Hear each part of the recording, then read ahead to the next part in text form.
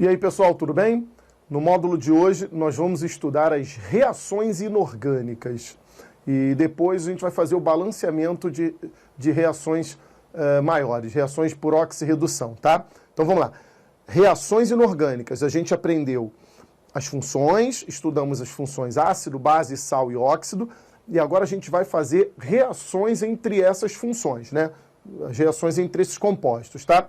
As reações inorgânicas, eu decidi fazer aqui um início apresentando os tipos de reações inorgânicas para vocês e logo em seguida nós vamos dar exemplos de reações para a gente conseguir aprender a fazê-las, né? As reações inorgânicas são basicamente de 4 tipos. Reações de dupla troca.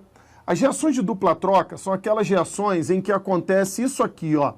Vê se vocês entendem, mesmo sem substâncias, só na forma literal aqui. Olha, nós temos 2 substâncias compostas, então vai acontecer o seguinte, ó. Elas vão se dissociar ou ionizar, depende da situação, né? De ser um composto iônico ou molecular. Olha só, digamos, ó, ao dissociar A mais B menos, C mais D menos, tá? São 2 substâncias compostas. E aí vai acontecer uma troca, só que é uma troca dupla. O positivo de um pega o negativo do outro e vice-versa. Então, por isso que é dupla troca. Então, olha o que vai acontecer. O A mais vai pegar quem? O D menos. E o C mais vai pegar quem?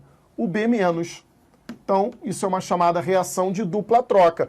Ocorre uma troca dupla dos íons formados aqui nos compostos iniciais, formando 2 novos compostos finais. Quero dizer para vocês que as reações de dupla troca são as mais famosas, as que mais aparecem em exercícios, em provas, e essas a gente não pode deixar de saber, tá? Mas eu vou continuar fazendo essa apresentação inicial, continuem atentos aqui. O segundo tipo de reação são as reações de simples troca. Olha como é que elas são diferentes, ligeiramente diferentes da de cima.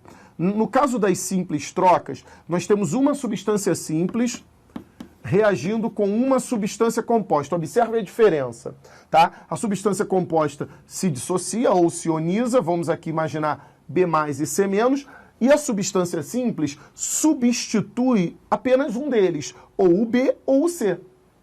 Tá certo? Por isso que é simples troca, é uma troca só.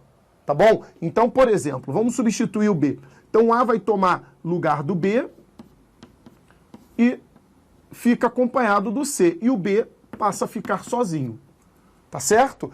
Não deixa de ser uma troca. A substituiu o B, tá? E o B ficou sozinho. Só que é uma troca só. Então, veja bem a diferença das 2 primeiras reações que a gente vai estudar, que a gente só está colocando aqui para ficar mais didático, tá? Terceiro tipo de reação que a gente vai estudar. Reações de decomposição. A reação de decomposição, o nome já diz, decomposição, não esqueça disso. Acontece sempre quando apenas uma substância é o reagente, e tem que ser uma substância composta, ela se decompõe, ela se desdobra em 2 ou mais produtos. No caso, então, ó, uma substância AB se decompõe em 2 substâncias, A e B. Tá? Então, toda decomposição tem que ter apenas uma substância no reagente. E ele se decompõe produzindo 2 ou mais produtos. E para terminar essa nossa apresentação, temos as reações de síntese. O nome já diz síntese. Sintetizar alguém. Ela é simplesmente o inverso da decomposição. Então, a síntese acontece quando 2 ou mais reagentes se juntam, por isso chamados também de adição, para produzir um único produto. Quem conhece decomposição, conhece síntese. Tá bom? É o inverso, é o contrário. Então, o que eu fiz aqui? Eu só mostrei para vocês como acontecem as reações inorgânicas mais importantes. Vocês viram que eu não botei substância nenhuma. Agora a gente vai fazer uma de cada vez, colocando substâncias, lembrando nomenclatura. Vamos tentar fazer, além da aula, um pouquinho de revisão de nomenclatura de sais, de ácidos, de base, sem perder muito tempo, mas é sempre bom a gente revisar um pouquinho, tá?